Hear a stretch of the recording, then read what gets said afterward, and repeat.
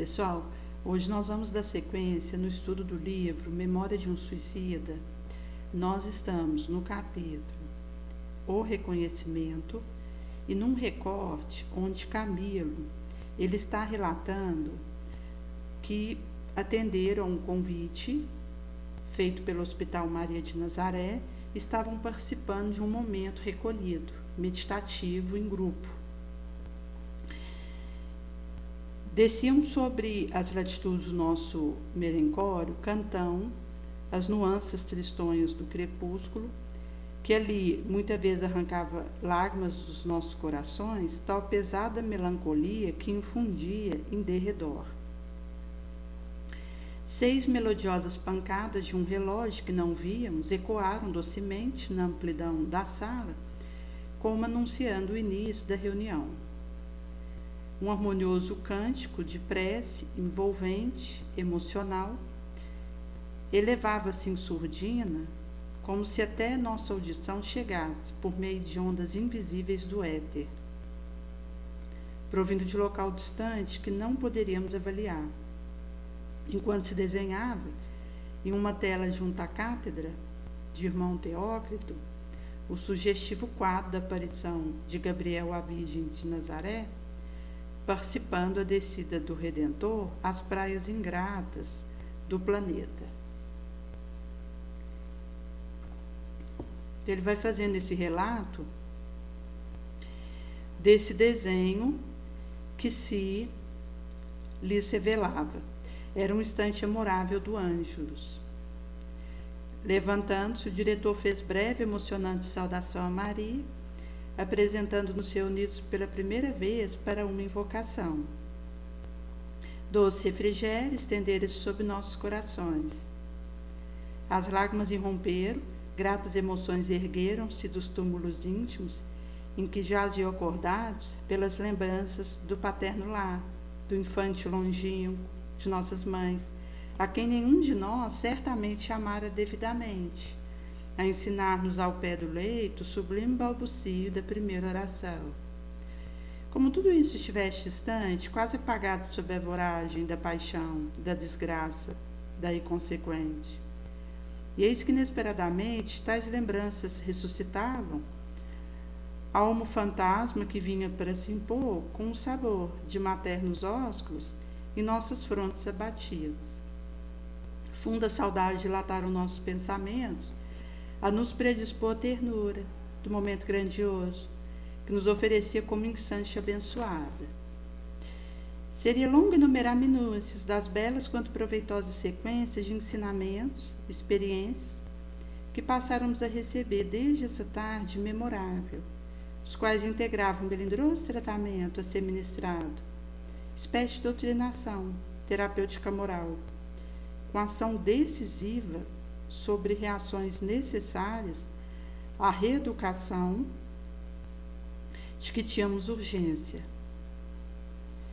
Diremos apenas que nessa aula primeira fôramos submetidos a operações tão melindrosas, levadas a efeito no nosso senso íntimo, que a incerteza quanto ao estado espiritual para o qual resvaláramos foi caridosamente e hábil removida de nossa compreensão, deixando que a luz da verdade, sem constrangimento, se impusesse à evidência.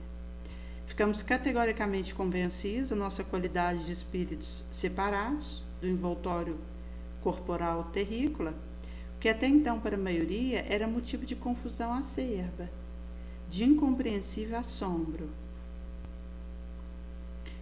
Tudo se desenrolara singelamente, sendo nós próprios os compêndios vivos, usados para as magníficas instruções, as operações irrefutáveis.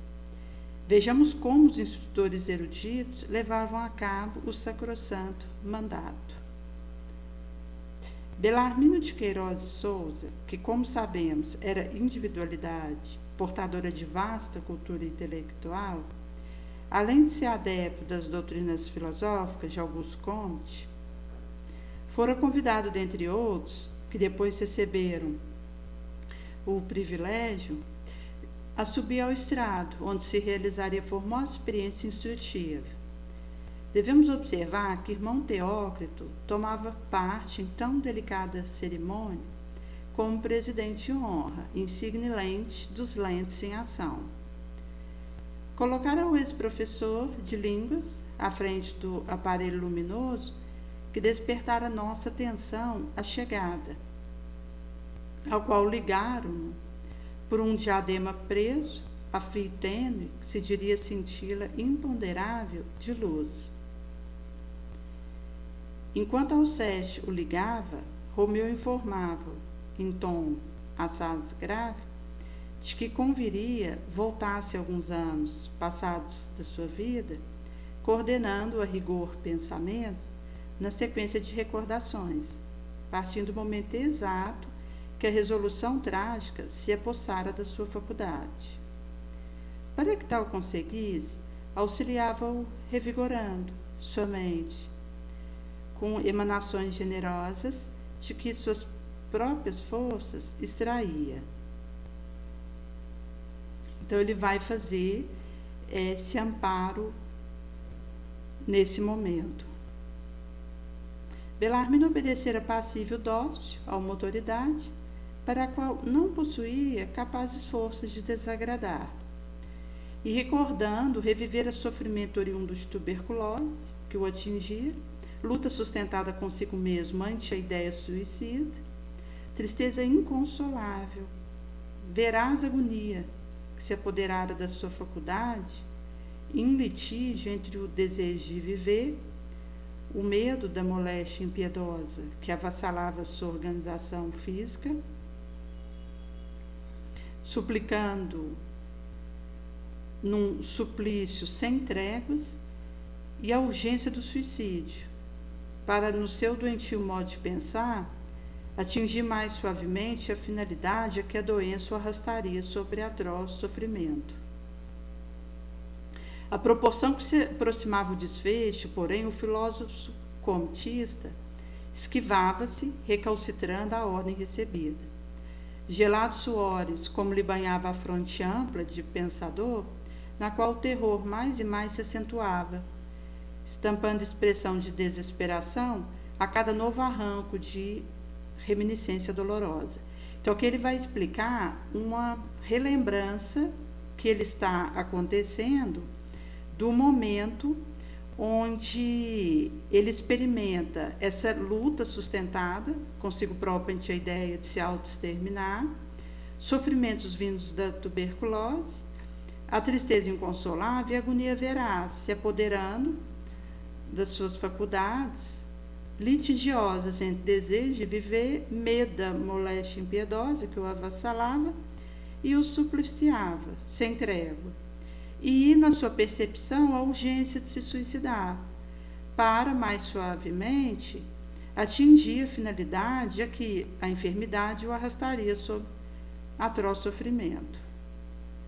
Entretanto, o que mais surpreendia era que na tela fosforescente a qual se ligava, ia se reproduzindo cena, evocada pelo paciente, fato empolgante que a ele próprio, como assistência, facultava a possibilidade de ver, de presenciar todo o amaro drama que precedera seu ato desesperador e as emocionantes minúcias lamentáveis do execrável momento.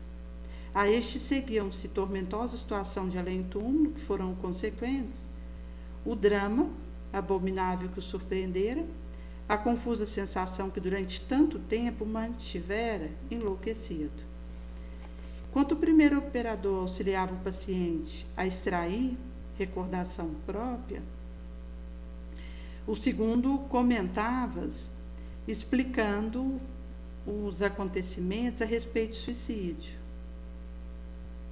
Antes e depois do consumado, qual professor emérito elucidar ignaros, em matéria indispensável, fazia-o mostrando fenômenos decorrentes do desprendimento do ser inteligente, do seu casulo de corporal limo, violentado pelo desastroso gesto contra si próprio praticado.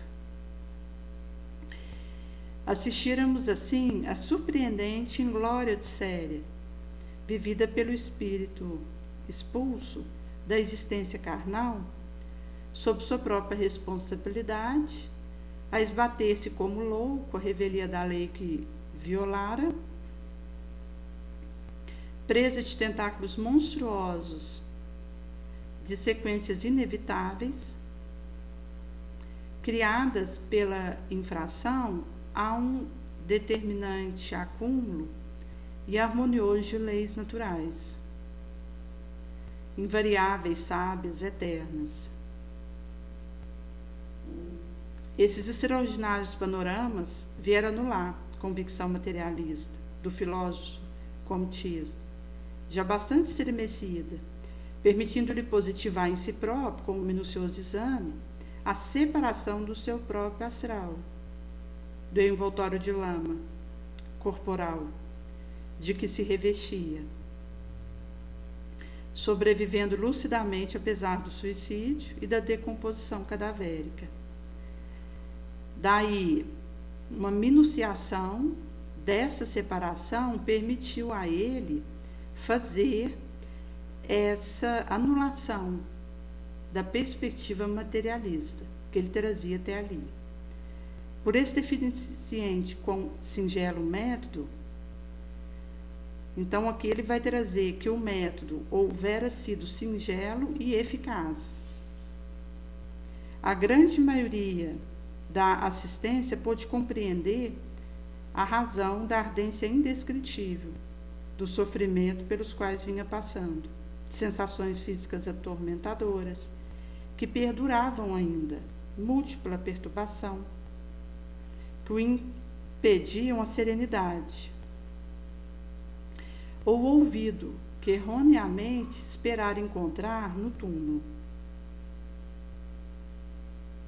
Entre outras observações levadas a efeito, especial comentário merece, pela estranheza de que se revestia, o fato de todos trazermos pendentes da configuração astral, quando ainda no vale, fragmentos reluzentes, como se de uma corda ou um cabo elétrico arrebentado se desprendesse estilha do fio tenuíssimo que o estruturasse, sem que energia se houvesse extinguido. Ao passo que explicavam os mentores, residia em tão curioso fenômeno toda a extensão da nossa acrimoniosa desgraça, porquanto esse cordão, pela natural morte, será brandamente desatado, se ligado da afinidade que mantém com o corpo astral, via caridosos cuidados de obreiros da vinha do Senhor e incumbidos da sacrossanta missão da assistência aos moribundos. Quanto pelo suicídio, será ele violentamente despedaçado. E o que é pior, quando as fontes vitais cheias de seiva para o decurso de uma existência às vezes longa, ainda mais o solidificavam, mantendo a tração necessária ao equilíbrio da mesma. Diziam-nos, a fim de nos desfazermos do profundo desequilíbrio que consequência semelhante produzia em nossa organização fluídica, não se falando aqui de desorganização moral, porventura ainda mais excruciante, ser-nos indispensável voltar a animar outro corpo astral, visto que, se não o fizéssemos, seríamos criaturas desarmonizadas com as leis que regem o universo, a quem incômodos indefiníveis privariam de quaisquer realizações verdadeiramente concordes com o progresso. No entanto, Belarmino debatia-se, presa de convulsão espasmódica, choro, revivendo danosa aflição que o cometera, quanta assistência se fazia com ele solidária, deduzindo daquela pavorosa demonstração ocorrência que a si dizia respeito. Porém, comentava o instrutor, podereis observar, meus amigos, que justamente porque o homem deseja furtar-se a existência planetária pela escarpa enganosa do suicídio, não se eximira, absolutamente, de nenhuma das amargurosas situações que o desgostavam. Antes acumulou desditas novas, que são mais ardentes, pungentivas, a bagagem dos males que antes o afetavam, os quais seriam certamente suportáveis, se a educação moral sólida, estribada no cumprimento do dever, lhe houvesse inspirado as ações diárias. Essa educação orientadora, salvadora, conselheira, portanto, de desastres como o que lamentamos nesse momento, o homem somente não a tem adquirido no próprio cenário terreno, onde é chamada realização imperiosa, porque não a quis adquirir, visto sobejar em torno dos seus passos, no órbito da sua residência, instruções e ensinamentos capazes de conduzi-lo às alvoradas redentoras do dever, do bem. Então, ele vai explicar essa urgência de uma educação estribada no cumprimento do dever e na educação moral sólida, a nos inspirar os cometimentos diários. Essa educação que aconselha, orienta e, portanto, salva de desastres, como o autoextermínio. O viajeiro terrícola incauto, porém, há preferido sempre desperdiçar ensanchas benfazejas proporcionadas pela divina providência, com vistas ao seu engrandecimento moral e espiritual, para mais livremente englobar-se a sombra insidiosa, de paixão mantenedora, de vício desatino, que o impele ao tombo irremediável para o abismo. Então, ele vai trazer essa opção por desperdiçar a ensancha benfazeja, qual a que a divina providência, com vista ao nosso engrandecimento espiritual moral, e se nos desviamos, vai ser para mais livremente nos lamearmos à sombra insidiosa dos passionais que mantém viciação de todo porte, desatino, pelindo ao irremediável tombo abismal. No torvelinho da atração mundana, como no embater de provação que os crucia, ao choque da vicissitude diária, inalienável ao meio em que realiza a experimentação para o progresso, como na fruição da doçura fornecida pelo lar feliz próspero, jamais ao indivíduo ocorre quaisquer esforços empreender para a iluminação interior de si mesmo, reeducação mental, moral, espiritual, cuja necessidade inapelavelmente se impõe no porvir que seu espírito será chamado a conquistar pela natural ordem das leis da criação, onde o indivíduo ele precisa fazer a criação de fomentos morais, espirituais, para dignamente se equilibrar nos deveres impostos pela própria existência, que compete ao ser fazer isso, consigo próprio. Ele nem mesmo compreende que possui uma alma dotada de divino gênio para adquirir excelente prenda moral e qualidade espiritual eterna, germe cujo desenvolvimento lhe cumpre operar, aprimorável e glorioso talho, labor de ascensão para Deus, para a vida imortal. Ignora se justamente no cultivo desses dons que reside o segredo da obtenção perfeita dos ideais mais caros que acalente, dos sonhos venerados que suspira concretizar, e mais, que ao desprezar o ser divino que em si palpita, o qual é ele próprio, é o seu espírito imortal, descendente que é do Todo-Poderoso, voluntariamente dá-se a condenação pela dor, resvala pelo ominoso desvio da animalidade e, quiçá, do crime, os quais necessariamente arrastarão a lógica das separações, das renovações, dolorosas experiências, nos testemunhos reencarnacionais, quando mais suave se tornaria seu jornadear ascensional, se meditasse prudentemente, procurando investigar a própria origem e o porvir que lhe compete alcançar. Foi essa ignorância fatal que vos impelira a desoladora situação em que hoje vos afligis, meus caros irmãos, mas a qual nosso fraterno interesse, inspirado no exemplo do Cordeiro Divino, tentará remediar, não obstante só o tempo e os vossos próprios esforços sentidos opostos aos verificados até agora, seriam indispensáveis, como a mais acertada tentativa, em prol da recuperação que se impõe imperiosa.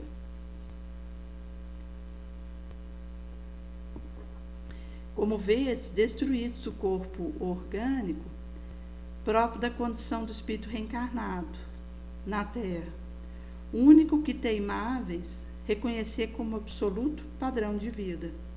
No entanto, nem desapareceis como desejaríeis, nem vos liberastes dos dissabores que vos desesperavam.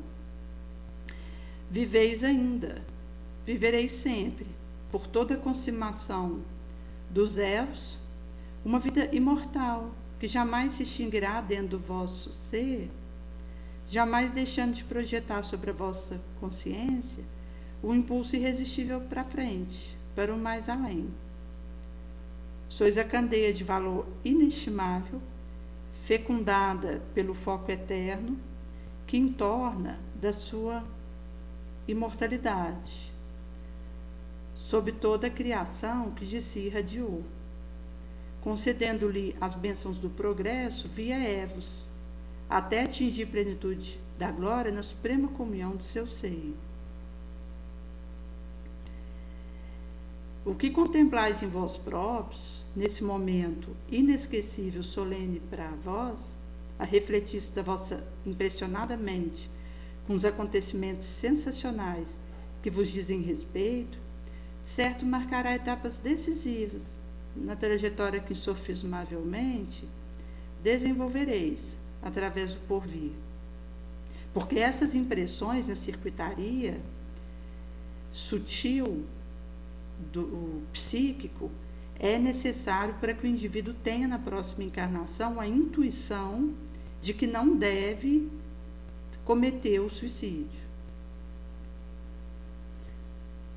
Por isso ele vai trazer que de agora em diante desejareis certamente aprender algo a respeito de vós próprios, pois a verdade é que tudo desconheceis a respeito do ser, da vida, da dor, do destino. Malgrado pergaminho que ostentáveis, com galhardia na terra, malgrado distinção honraria que tanto assentou a vossa insulada vaidade de homem, divorciado do ideal divino. Reanimado pelos sábios distribuidores de energias magnéticas, Belarmino voltara ao lugar que ocupava na assistência, enquanto outro paciente subiu ao estrado para novo exame demonstrativo. Voltava, porém, refletindo no semblante, antes carregado abatido, como aleluia esperançoso. Ao sentar-se ao nosso lado, aperta-nos furtivamente as mãos, exclamando: sim, meus amigos, sou imortal. Acabo de positivar, sem sombra de dúvida, em mim mesmo, a concreta existência do meu eu imaterial, do ser espiritual que neguei. Nada sei. Cumpre-me recomeçar os estudos, mas só aquela certeza constitui para mim uma grande conquista de felicidade. Sou imortal.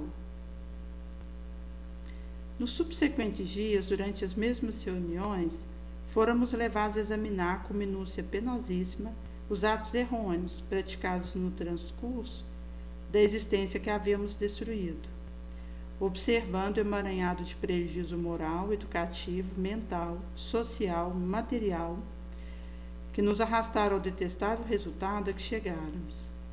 Assistidos pelos pacientes mentores que nos tutelavam, retroagimos com pensamento até um infante, voltamos sobre os próprios pés e, só e banhados em copioso pranto, invariavelmente desapontados, confessáramos os próprios autores dos desenganos que nos abateram nos vulcões do suicídio.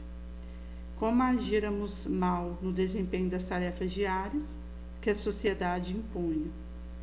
Nos portáramos selvagemente em toda hora, não obstante o verniz civilizacional de que nos jactáramos. Integrando a repesa falange, muitos haviam patenteado o fruto nefasto da escassa educação moral obtida no lar, destituído da verdadeira iluminação cristã. Jovens que apenas saídos da adolescência havia tombado inerme ao primeiro choque, com a contrariedade comum à existência terrícola, preferindo a aventura suicida, completamente faltos de ideal, de senso, de respeito a si mesmo, à família, a Deus. As desgraças por eles encontradas, além do suicídio, eram como o terrível atestado, o pavoroso libelo contra a irresponsabilidade de pais responsáveis por eles à face de Deus, infamante prova da desatenção com que se portaram, deixando de diligenciar a sólida edificação moral em torno deles. Para tais casos, soubéramos que severas contas deveriam prestar, futuramente, as soberanas leis, os descautelosos pais, que permitiram asas à perniciosa inclinação dos filhos, sem tentar corrigir, favorecendo assim a ocasião ao desequilíbrio desesperado de que o suicídio foi o resultado lógico. E aqui entra esse aspecto de uma questão omitiva. Inclusive, como Kardec traz no Livro dos Espíritos, num dado recorte, que explica aquele que tenha contribuído para outrem tirar a própria vida, ele responde por homicídio. Em sendo assim, se alguém participa, direto ou indiretamente, no autocídio de outrem, ele terá que prestar conta. Por isso, Camilo vai trazer a situação de responsáveis dos genitores, visto que vai ser delineada uma descautela que deu aso à asa perniciosa, inclinação dos filhos, sem tentar corrigi-los, assim favorecendo a ocasião ao desequilíbrio desesperado de que o suicídio foi o lógico resultado. Depois de tão complexo exame, voltáramos a novas reuniões, a fim de aprendermos como, de preferência, deveríamos ter agido para evitar o suicídio, quais deveriam ter sido os atos diários, os empreendimentos, se não nos afastáramos do raciocínio inspirado no dever, na fé em nós próprios, no paternal amor divino. Em vários casos, a solução para os problemas que abriram as portas para o abismo encontrava-se a 2 passos de distância do sofredor. Surgiria ao socorro enviado pela providência ao seu filho bem-amado dentro de alguns dias, de poucos meses, bastando somente que este se encorajasse pela diminuta espera, em glorioso testemunho de vontade, de coragem moral, paciência, necessário ao seu progresso espiritual. Então concluíramos com decepcionante surpresa que fácil teria sido a vitória até a felicidade se buscáramos no divino amor inspiração para os ditames existenciais que desgraçadamente destruíramos. Essas instruções fizeram proporcionar sensível benefício a todos. Repetiam-se bissemanalmente, havendo os dignos mentores a eles adicionado palestras proveitosas e elucidativas. Melhoras prometedoras experimentaram-se em nosso aspecto geral, quando suaves esperanças segredavam edificante consolo aos nossos corações doloridos. A presença dos instrutores passara a constituir motivo de imensa satisfação para nossas almas convalescentes de desesperos tão ásperos. Palavras que nos dirigiam durante as lições eram qual refrigerante orvalho, sob comburência da nossa aflição.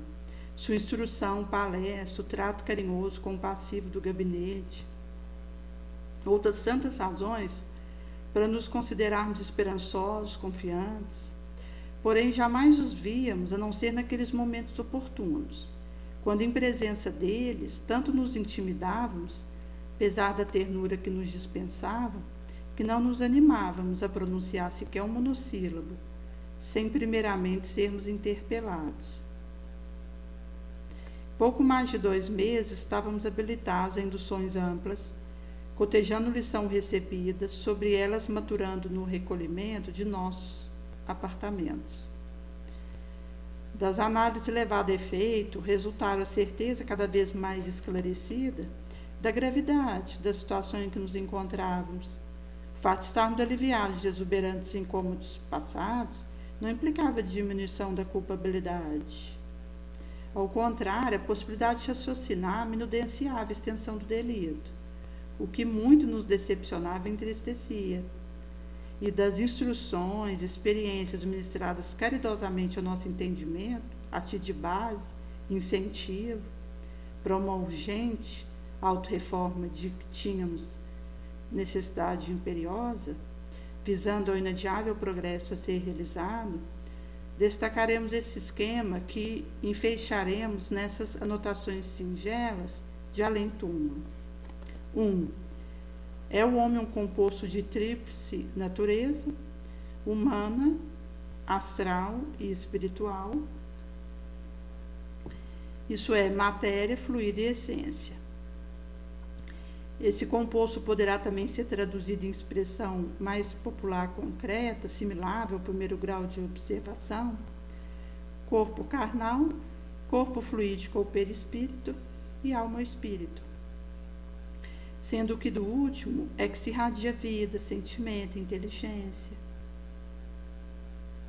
Centelha onde se verifica essência divinal, que no homem assinala a hereditariedade celeste.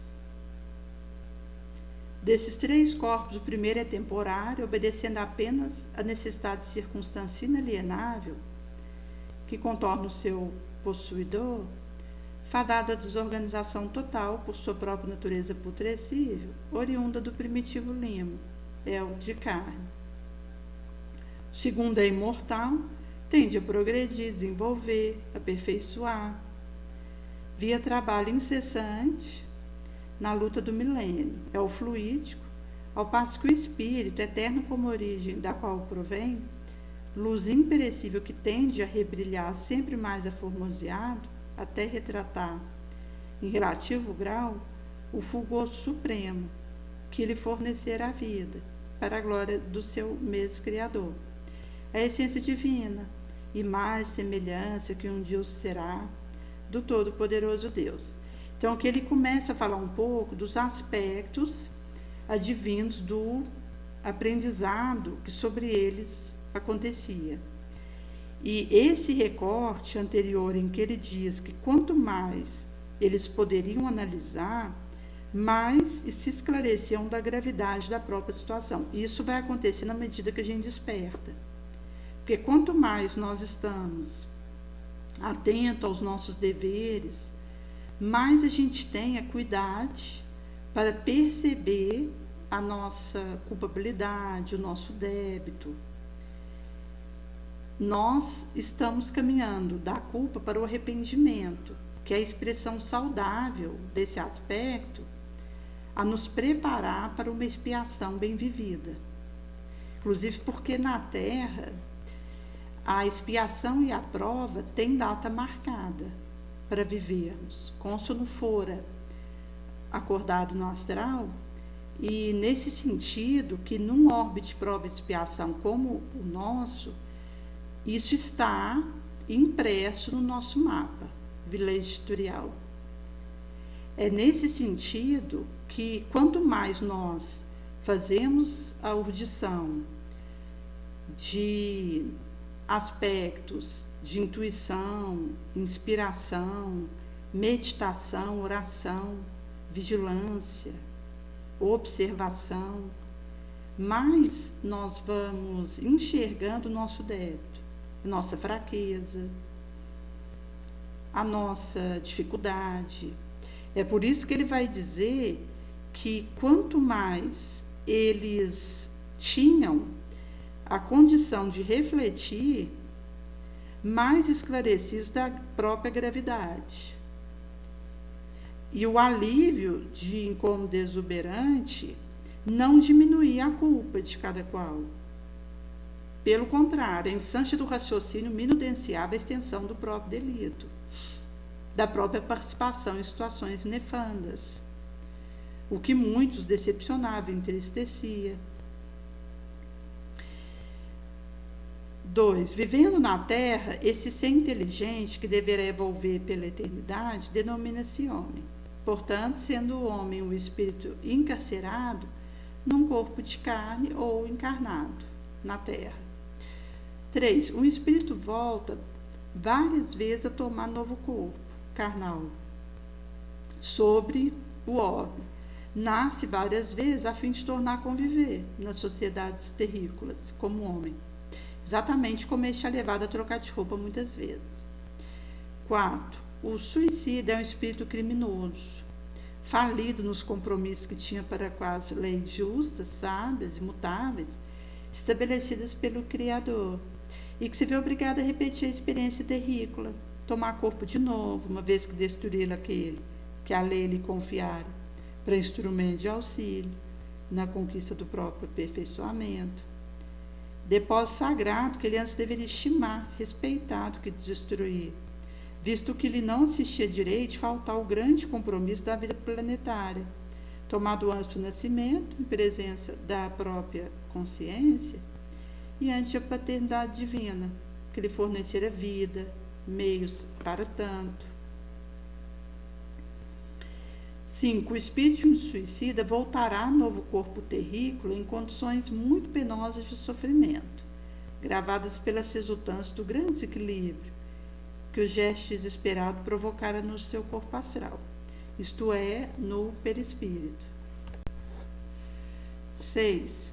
A volta de um suicida a um novo corpo carnal é a lei, inevitável e irrevogável. É expiação irremediável a qual terá de se submeter voluntariamente ou não, porque o seu próprio benefício, isso acontecerá. Outro recurso não haverá se não repetir o programa terrícola que deixou de executar. Então, o indivíduo ele é recolocado naquela arena terrestre para dar a continuidade no seu programa terreno que ele deixou de executar ou interromper a sua jornada na Terra. Sucumbindo ao suicídio, o homem rejeita, destrói ensejo sagrado, facultado por lei para conquistar a situação honrosa e dignificante para a própria consciência. Pois os sofrimentos, quando heroicamente suportados, dominados pela vontade soberana de vencer, são mais do que esponja, a expungida consciência culposa, a caligem infamante. Muita vez de um passado criminoso, e anterior etapa terrícola. Mas se em vez do heroísmo salvador prefere o homem à fuga, a labuta promissora, valendo-se de um autoatentado que bem revelará a vaza de inferioridade a lhe infelicitar o caráter, retardará o momento almejado para a satisfação dos mais caros desejos, visto que jamais poderá destruir, porque a fonte de sua vida reside em seu espírito. Esse é indestrutível, eterno, como o sagrado foco de que descendeu. Na espiritualidade, raramente o suicida permanecerá durante muito tempo. Descerá a reencarnação prestamente, tal seja o acervo das consequências danosas acarretadas, ou adiará o cumprimento daquela inalienável necessidade, caso circunstâncias atenuantes forneçam capacidade para ingressar em curso de aprendizado edificante que facilitarão as porvir pelejas à prol de sua mesma reabilitação. Porque quando o indivíduo ele tem oportunidade de cursar no astral, fazendo o contato com estudos, com instruções novas, isso vai auxiliar na sua peleja futura, a prol da sua reabilitação.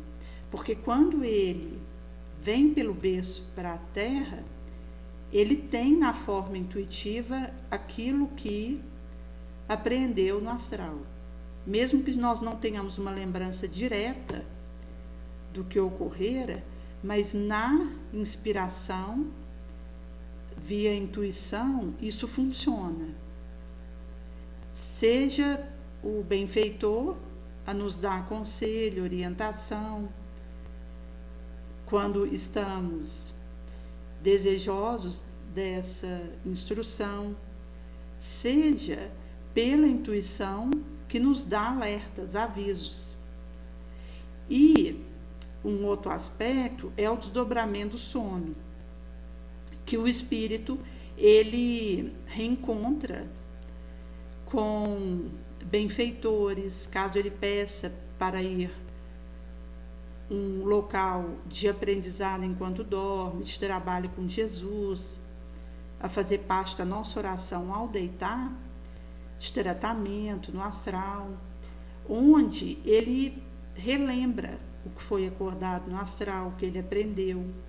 Porque o espírito, quando ele, junto com o perispírito, vai para as regiões de aprendizado, enquanto o corpo está dormindo na cama, ele consegue ter a relembrança daquilo que ele viveu antes de encarnar, daquilo que foi acordado, daquilo que ele deve perseguir enquanto propósito de vida.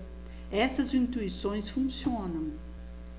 E o indivíduo, ao acordar, mesmo que não lembre diretamente o que foi conversado no astral, aquilo que ele pôde ter contato, mas pela intuição, pelo pressentimento, ele tem essas mastigações, que palatabiliza o propósito da sua existência, a necessidade dele persistir, dele não desistir, dele continuar, dele procurar se melhorar, cair, levantar, buscar a espiritualidade, a utilidade, o atendimento profissional, uma terapia, um psiquiatra.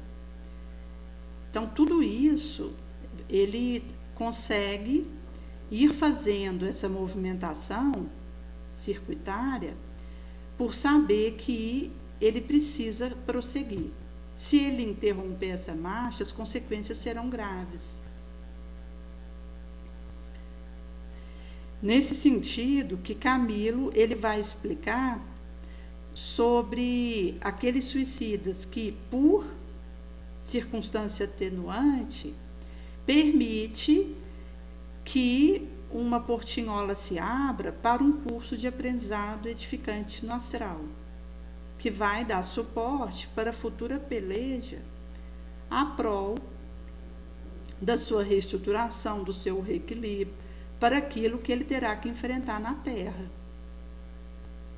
9. O suicídio é como que um clandestino da espiritualidade. As leis que regulam a harmonia do mundo invisível são contrariadas, com sua presença, em seus páramos, antes da época determinada e legal. E tolerados são, amparados e convenientemente encaminhados, porque a excelência das mesmas, derramada no ser amoroso do Altíssimo Pai, estabelecerá a todos os pecadores ser incessantemente renovadas as instâncias de corrigenda, reabilitação. 10. Renascendo em novo corpo carnal, remontará o suicida a programação de trabalho, prélio diverso, aos quais imaginou erradamente poder escapar pelo atalho suicida. Experimentará novamente tarefa, provação semelhante ou absolutamente idêntica às que pretender arredar. Inevitavelmente passará pela tentação do mesmo suicídio, porque ele mesmo se colocara nessa difícil circunstância, carreando para a reencarnação expiatória a amarga sequência do passado delituoso. A tal tentação,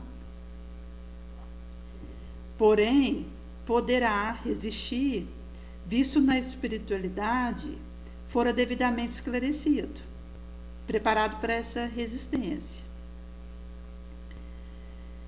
Se contudo vier a falir por uma segunda vez, o que será improvável, multiplicar-se-á a sua responsabilidade. Por isso mesmo, multiplicando-se desastrosamente a série de sofrimentos, pelejas reabilitadoras, visto que é imortal. Então ele vai explicar que o indivíduo, ao reencarnar, encontra os talhos, os labores, provações símiles ou idênticas que pretenderá arredar, se furtar, inevitavelmente será tentado para se autoexterminar pelo mesmo tipo de suicídio, porque ele mesmo se colocara nessa difícil circunstância, carreando para a reencarnação expiatória sequências amargas do passado delituoso. Poderá resistir à tentação, visto que na espiritualidade ele foi preparado e esclarecido devidamente, adequadamente, para resistir. Poderá falir por uma segunda vez, seria improvável. Mas isso acontecendo, multiplica-se a sua responsabilidade e desastrosamente a série de pelejas de sofrimentos reabilitadores, pela sua condição de imortal. 11. O estado indefinível de inconsolável angústia, de inquietação aflitiva e tristeza, insatisfação permanente, situação anormal que se decalque, que sucede na alma, na mente, na vida de um suicida reencarnado. Indescritível a compreensão humana, só assimilável por ele mesmo, somente lhe permitirá um retorno à normalidade ao findar das causas que as provocaram. Após existências expiatórias, severos testemunhos, em que seus valores morais são duramente comprovados, acompanhando-se de lágrimas ininterruptas, realizações nobilitantes, renúncias dolorosas, de que se não poderá isentar, podendo tão dificultoso labor dele exigir a perseverança de um século de lutas, de 2 séculos, talvez mais. Tais sejam o grau dos deméritos próprios e as disposições para as refregas inalienáveis, justas. Então ele vai explicar que isso se estende. E esse aspecto dos testemunhos severos, onde ele precisará fazer essas existências expiatórias com valores morais duramente comprovados, acompanhado dessas realizações nobilitantes, as lágrimas ininterruptas, os sacrifícios espontâneos, as renúncias dolorosas, de que não se poderá isentar, porque são expiatórias, cuja experiência é imposta por um período longo e penoso, e que desenvolve em nós compaixão.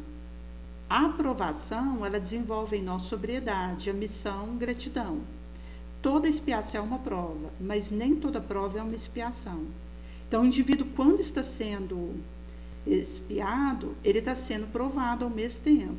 Por isso que Camilo explica que ele está sob um teste severo, onde o seu valor moral está sendo duramente comprovado, aferido, e por isso ele precisará demonstrar a ficha de serviço no bem, no abraço acolhedor da dor, da lancinância,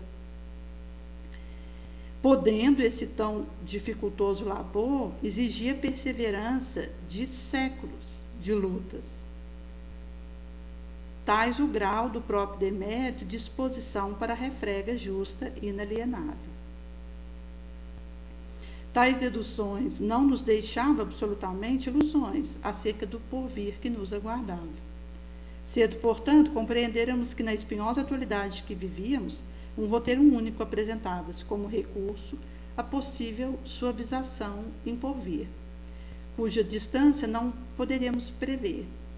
Submetermos-nos aos imperativos das leis que havíamos infringido, observarmos conselho, orientação fornecido por nossos amorosos mentores, deixando-nos educar e guiar o sabor do seu autocritério.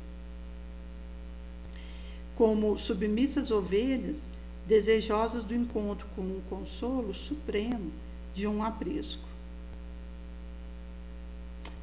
6. A comunhão com o alto. Disse então Jesus essas palavras: graças te rendo, meu Pai, Senhor do céu, da terra, por haveres ocultado essas coisas aos doutos, aos prudentes, e por as teres revelado aos pequeninos, aos simples. Mateus 11, 25. Qualquer lugar onde se acharem 2 ou mais pessoas reunidas em meu nome, eu estarei entre elas. Mateus 18, 20. Não obstante a eficiência de métodos tão apreciáveis, mesmo no recinto do hospital, mais ainda entre exilados do isolamento e do manicômio, existiam aqueles que não haviam conseguido reconhecer ainda a própria situação, com a confiança que era de se esperar. Atordoados permaneciam, semi-inconscientes, imersos em lamentável estado de inércia psíquica, incapacitados para quaisquer aquisições facultativas de progresso. Urgia despertá-los. Urgia chocá-los com revivescência de vibração animalizada a que estavam habituados, tornando capaz de algo entender via ação e palavra humana. Que fazer se não chegava a compreender a palavra harmoniosa dos tutores espirituais?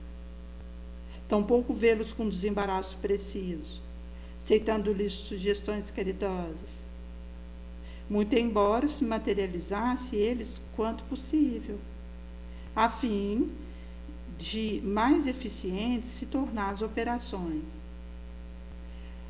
A protetora augusta do Instituto tinha pressa de vê-los também aliviados, pois assim o desejava seu excelso coração de mãe.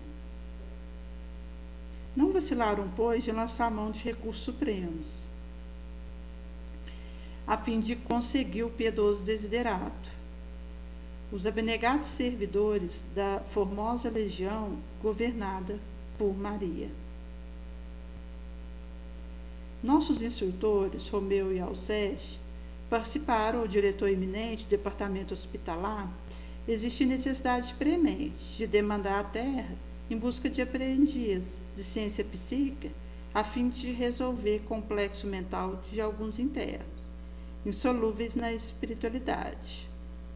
Inteirado de particularidades, em conferência que também assistiram os devotados operadores dos gabinetes, irmão Teócrito, nomeara a comissão, que deveria sem demora partir para a terra, a fim de investigar as instâncias de uma eficiente colaboração terrícola.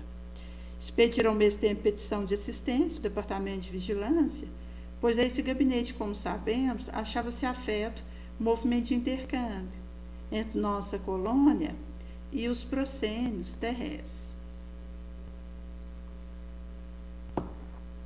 Olívia de Guzman, com a presteza que caracterizava as ordens e resoluções em todos aqueles núcleos de serviço, pôr à disposição do seu antigo colega de prélio, beneficente, o pessoal necessário, competente para a magna tentativa, ao mesmo tempo em que solicitara da seção de relações externas indicações seguras quanto à existência de agremiação de estudo, experiência psíquica reconhecidamente séria, assinalada pelo cristão emblema da vera fraternidade de princípio, no perímetro astral enfaixado por Portugal, Espanha, Brasil, países latino-americanos, colônias portuguesas, assim como espirituais fichas de médiuns, as mesmas congregados.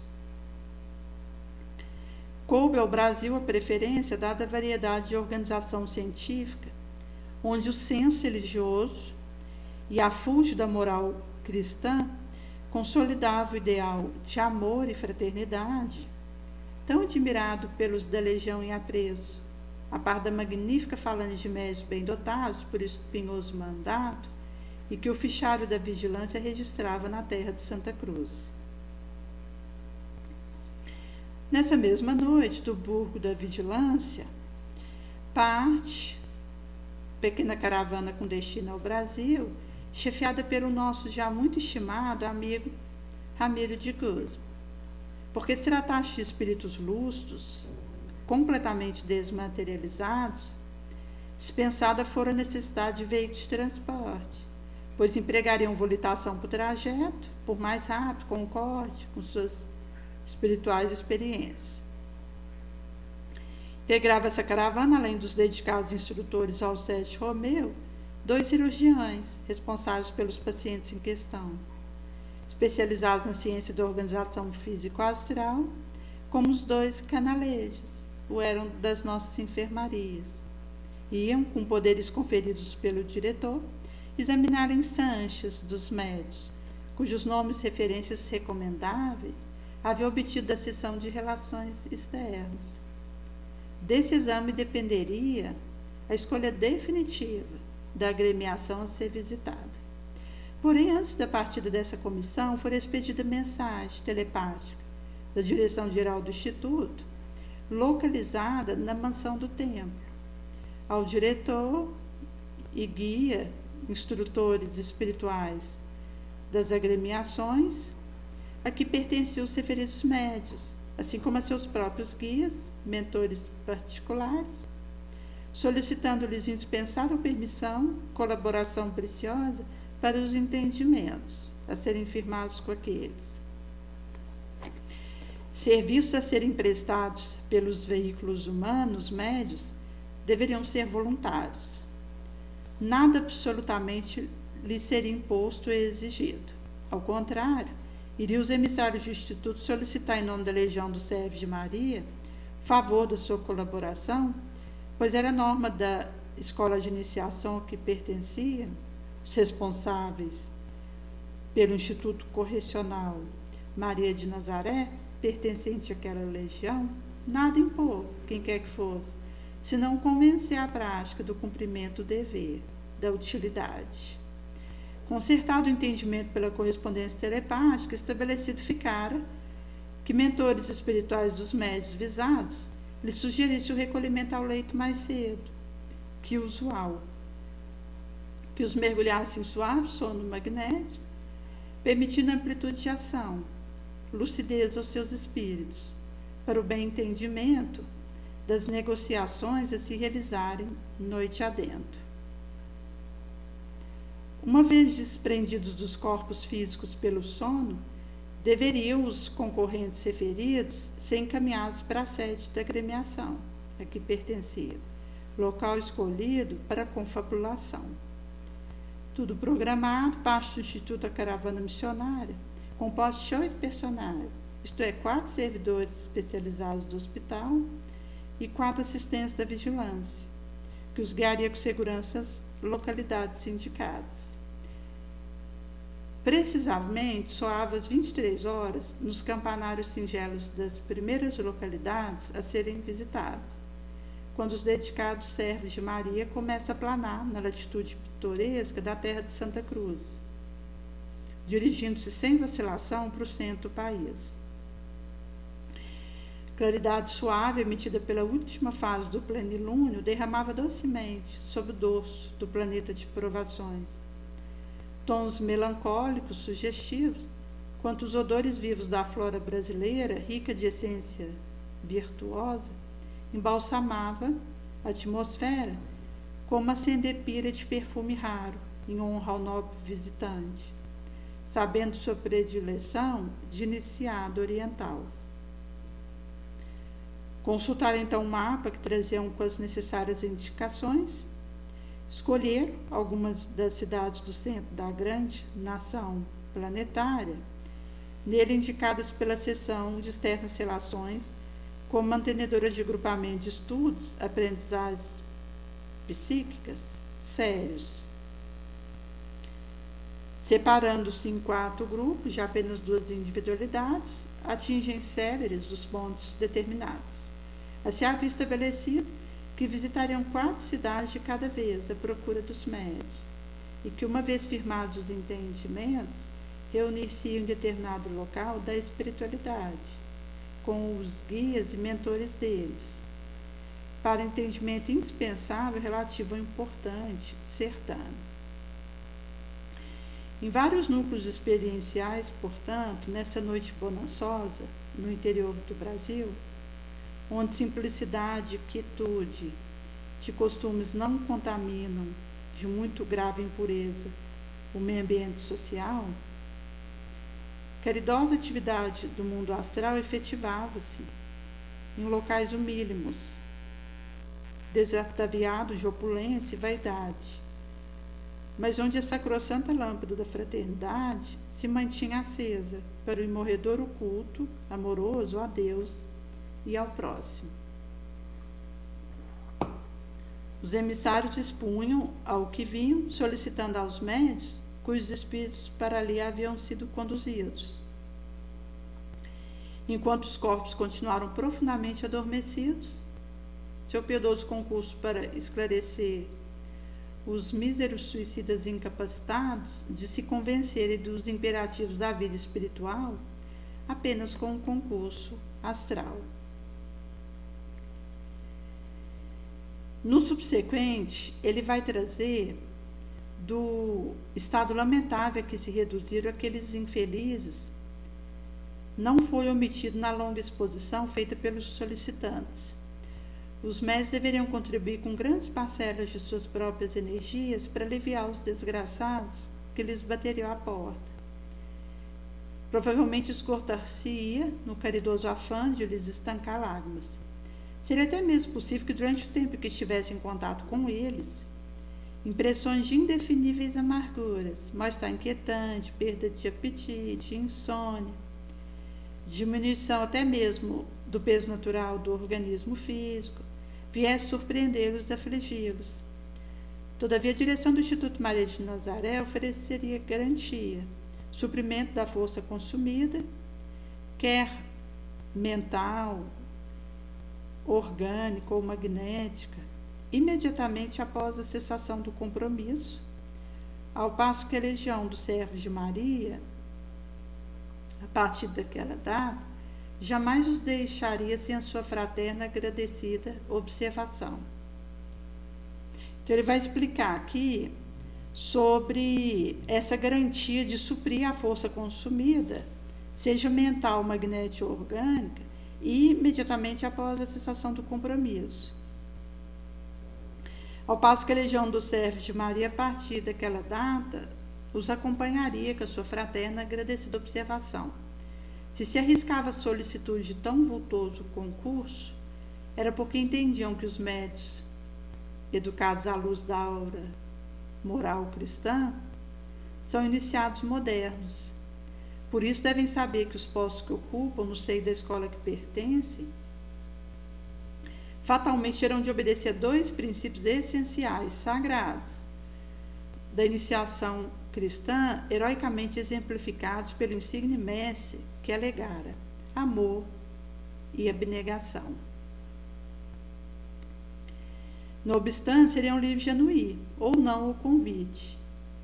Deveriam o encargo distinguir-se por voluntário, realizado sem constrangimento de nenhuma espécie, estribando-se na confiança e no sincero desejo do bem.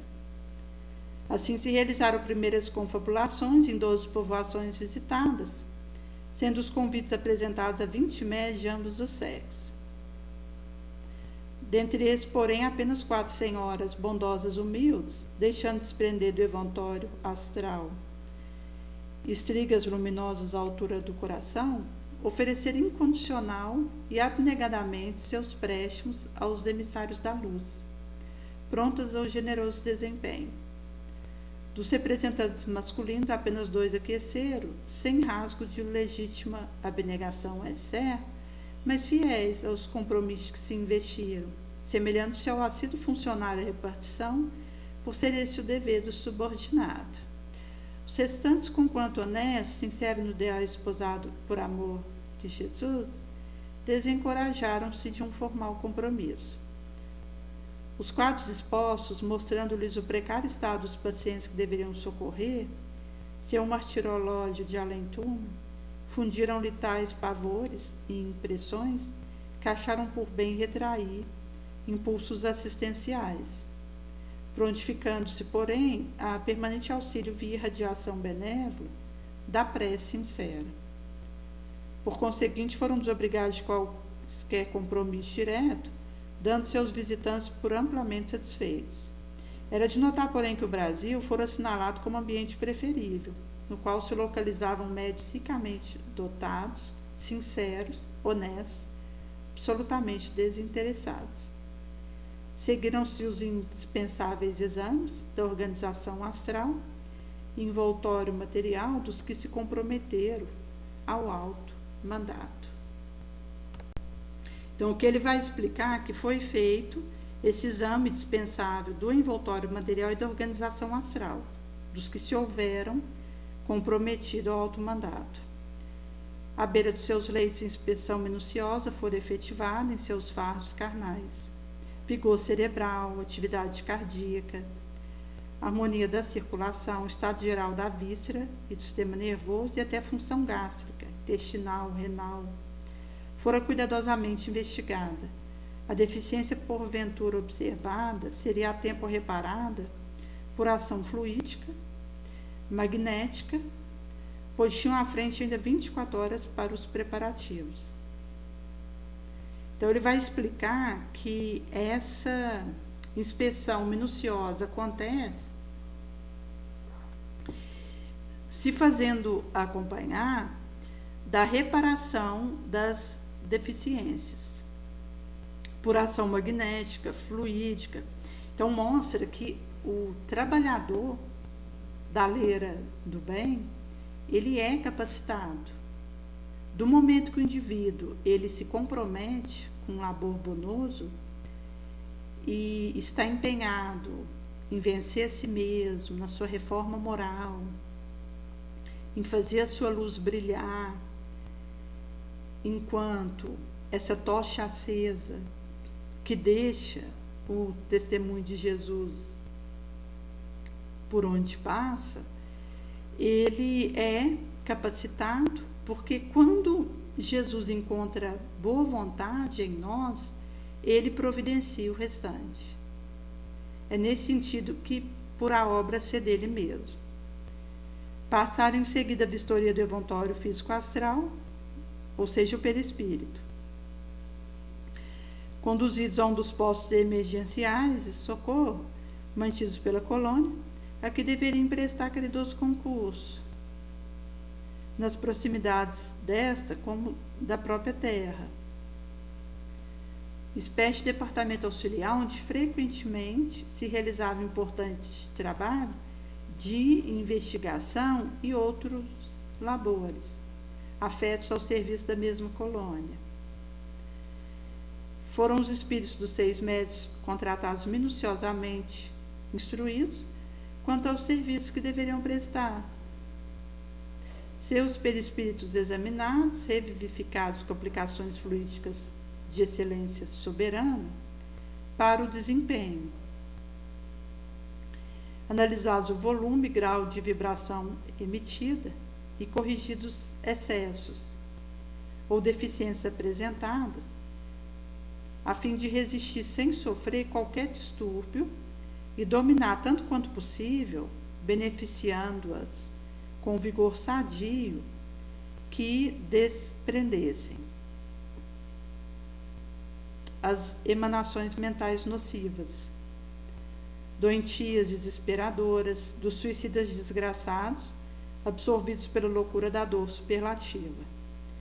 Pode-se mesmo asseverar que o contato mediúnico com os futuros comunicantes estabelecera-se nessa ocasião, quando correntes magnéticas harmoniosas foram dispostas de uns para outros, assim determinando a atração simpática, combinação dos fluidos, dispensável fator na operação dos fenômenos, de tão melindroso com o sublime gênero. Então, aqui ele vai trazer nesse recorte das revivificações do perispírito com fluidos de excelência soberana para o desiderato, análise de volume e grau de vibração emitida, correção de excesso ou deficiência apresentada, para que resistisse sem sofrer qualquer distúrbio e dominasse, tanto quanto possível, beneficiando-as com o sadio vigor que desprendessem, as emanações mentais dos suicidas, seja doentias, desesperadoras, nocivas, desgraçadas, absorvidos pela loucura da dor superlativa. Poderia-se mesmo asseverar que esse contato mediúnico com os futuros comunicantes estabelecera-se quando correntes magnéticas harmoniosas dispostas de uns para outros determinava a atração simpática, a combinação dos fluidos, indispensável fator para operacionalizar fenômenos de tão melindroso quão gênero sublime. Uma vez ultimados tais preparativos, reconduziram os colaboradores terrícolas aos seus lares, libertando-os do sono em que os haviam mergulhado, a fim de que retomasse os fatos materiais quando bem lhes aprovesse. Incansáveis heróis do amor fraterno, tornaram aos seus postos do invisível, prosseguindo em nova série de atividade preparatória para a jornada da noite seguinte, quando se iniciaria a sucessão de reuniões em 4 cidades do interior brasileiro. Não é de admirar que assim o fizeram, sabido como é que todos os iniciados graduados são doutores em medicina, com amplos conhecimentos também das organizações físico-astrais. Desde o regresso da comissão de entendimento, em comum movimentação apresentava as repartições do burgo da vigilância e do hospital. Na seguinte manhã, fôramos cientificados de que, ao cair do crepúsculo, partiríamos em visita de instrução aos planos terrenos, que muito veio alvoroçar nossos corações, por imaginarmos ensanchas de rever nossas famílias e amigos. Turmas de operários e técnicos da vigilância partem ao alvorecer, conduzindo o aparelhamento necessário ao importante trabalho, a realizar-se às primeiras horas da noite. Quer os instrutores e educadores, seus auxiliares, quer os diretores da nossa colônia, eram severos na observação dos métodos empregados, meticulosos nas exigidas disciplinas para o intercâmbio entre o mundo astral e a Terra. Fiéis aos programas estatuídos pelos santuários orientais, onde havia muito quando homens aprenderam as ciências magnas do psiquismo. Então, ele vai trazer essa severidade para observar os métodos empregados e ir meticuloso nas disciplinas que exigiam para intercambiar com a Terra, fiéis a esses estatuídos pelos santuários orientais, onde há muito aprenderam, enquanto encarnados, as magnas ciências do psiquismo. Por isso mesmo, o esquadrão de lanceiros desce e, depois de inspeção rigorosa pelo interior do edifício, onde se realizaria a reunião do psiquismo, ou como usualmente se denomina, sessão espírita, posta-se de guarda fazendo segura ronda, desde as primeiras horas da madrugada.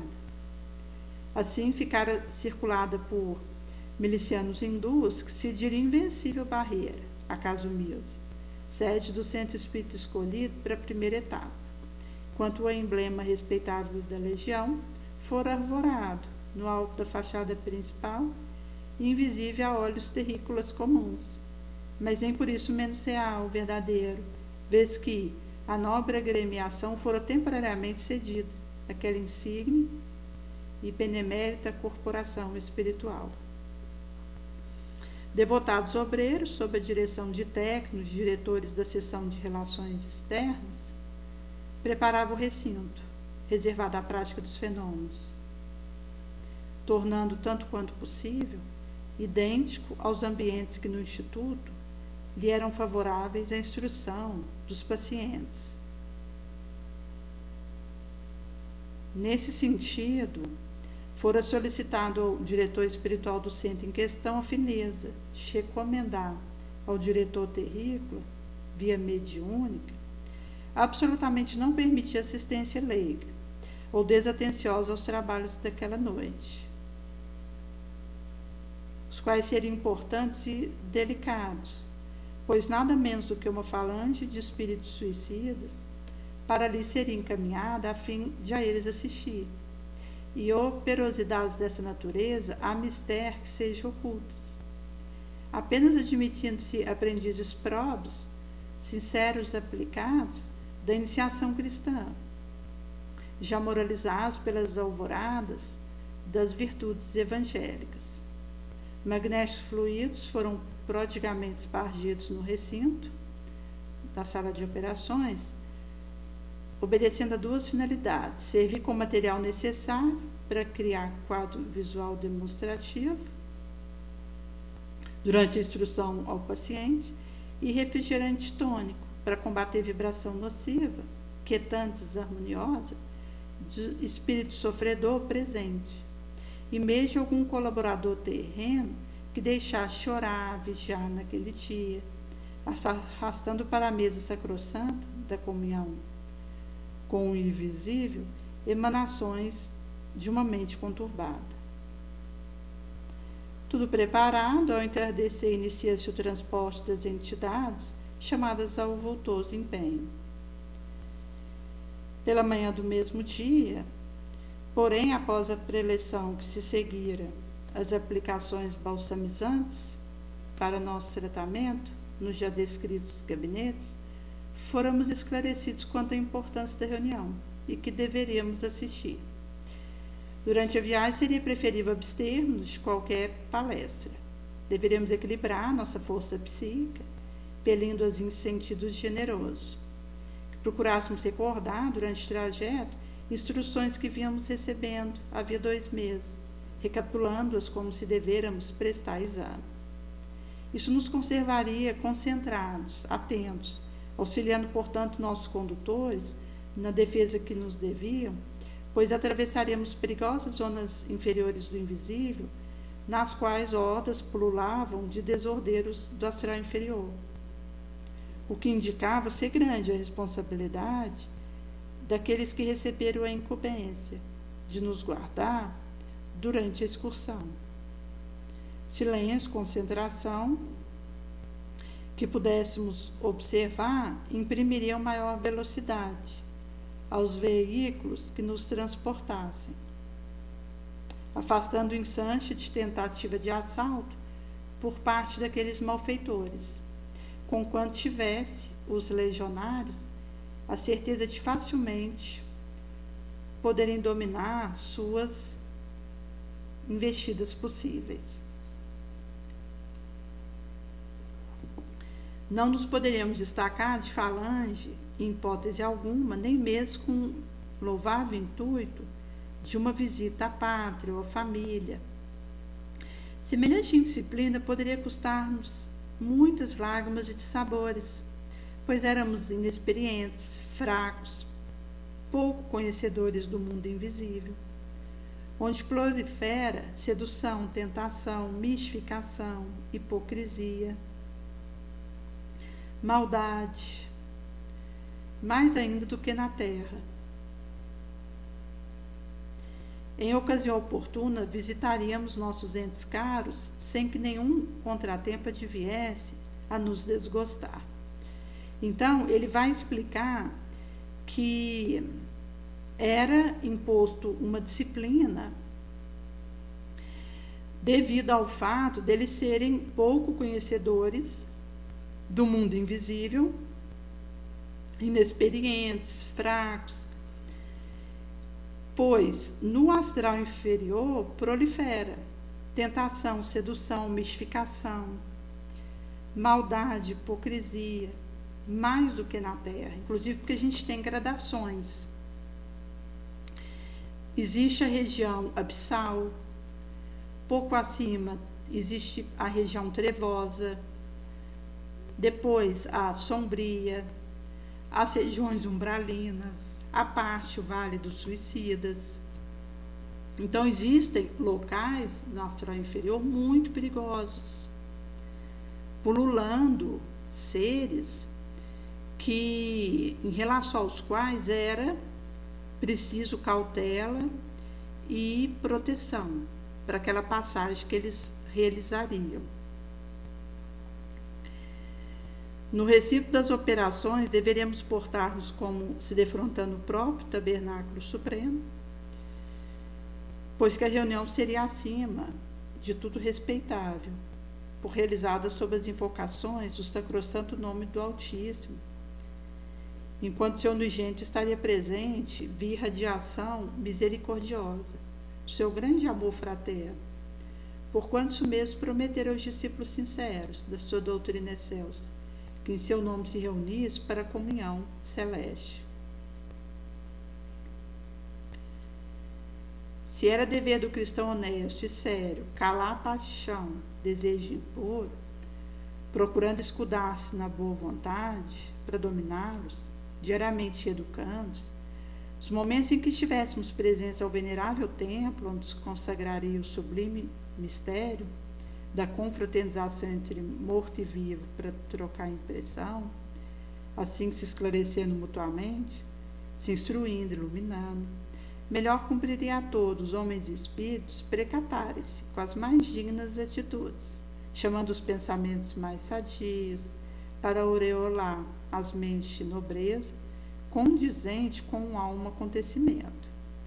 Esquecer mágoa, preocupação subalterna, levando bem alto o padrão do sentimento caridoso no intento de beneficiação do próximo, pois que seria bom nos lembrássemos de que, integrando a nossa falange mesma, iam entidades ainda mais desafortunadas do que nós, aquelas que nenhum alívio ainda tinham conseguido, tais a nervosa desorganização, dispersão mental em que se mantinham, e às quais ordenava o dever fraternoso que auxiliássemos apesar da nossa fraqueza, contribuindo com o nosso pensamento benevolente, firme, vibrando em sentido favorável a elas.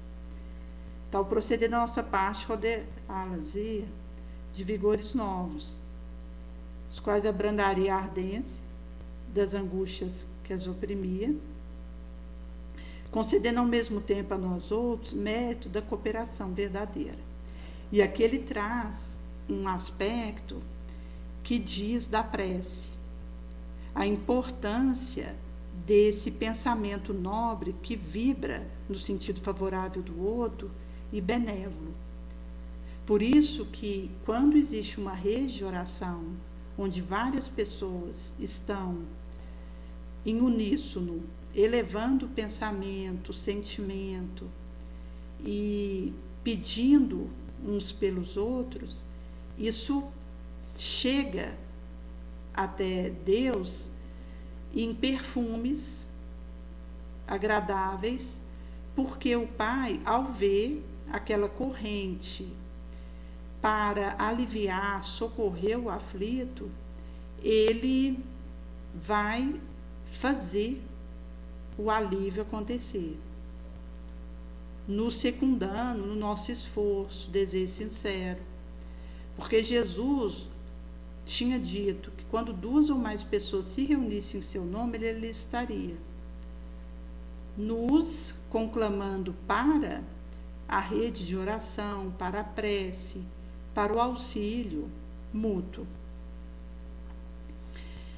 Disseram-nos mais que na terra nem todos os indivíduos admitidos ao cenáculo sagrado das evocações guardavam essa higiene mental, necessária à boa marcha do intercâmbio com o invisível, que nos dias decorrentes, entre os encarnados, existiu até mesmo abuso e leviandade na prática das relações com os mortos, o que é lamentável, porquanto todo aquele que age leviana ou descriteriosamente a respeito de tão respeitável como melindroso assunto, acumula responsabilidades gravíssimas para si próprio, os quais pesaram amargamente em sua consciência em dias porvindouros.